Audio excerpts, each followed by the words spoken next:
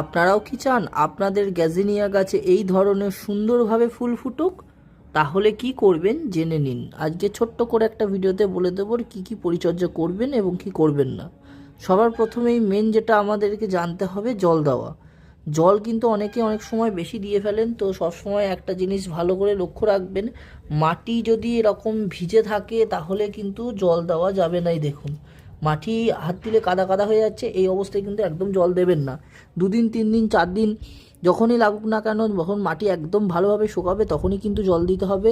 আর পাতা পাতা দেখুন খালি কতটা পরিমাণে হেলদি আছে। পাতা আপনি দেখলেই বুঝতে পারবেন, একদম সবুজ এবং সুন্দর সতেজ আছে পাতা। তো এই ধরনের একদম পাতা সবুজ রাখার জন্য কিন্তু এটাকে মিনিমাম 5 থেকে 6 ঘন্টা রোদ আপনাদের দিতেই হবে, তবে কিন্তু এই গাছে এই ধরনের গ্রোথ নেবে। দেখুন এখান থেকে আরও অনেক কুঁড়ি আসবে এবং আরও অনেক রকম ফুল হবে, এবং স্টিকটা দেখুন কতটা লম্বা হয়েছে, দিয়ে ফুলটা ফুটেছে। তো এই ধরনের সুন্দরভাবে এটাকে যত্ন করবেন, দেখবেন এটা কিন্তু আরও ভালোভাবে ঝাঁকড়ালো হবে এবং প্রচুর পরিমাণে ফুল দেবে।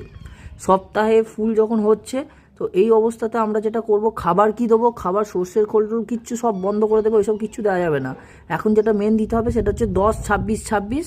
আপনার প্রতিটা এই রকম 6 ইঞ্চি টবের জন্য মোটামুটি আপনারা দিতে পারেন 10 থেকে 15 দানা, তার বেশি কিন্তু দেবেন না। এরকমভাবে প্রতি সপ্তাহে একবার করে রিপিট করুন, দেখুন গাছ এই ধরনের ঝাঁকড়ালো হবে এবং সুন্দর এই পরিমাণে ফুল হবে।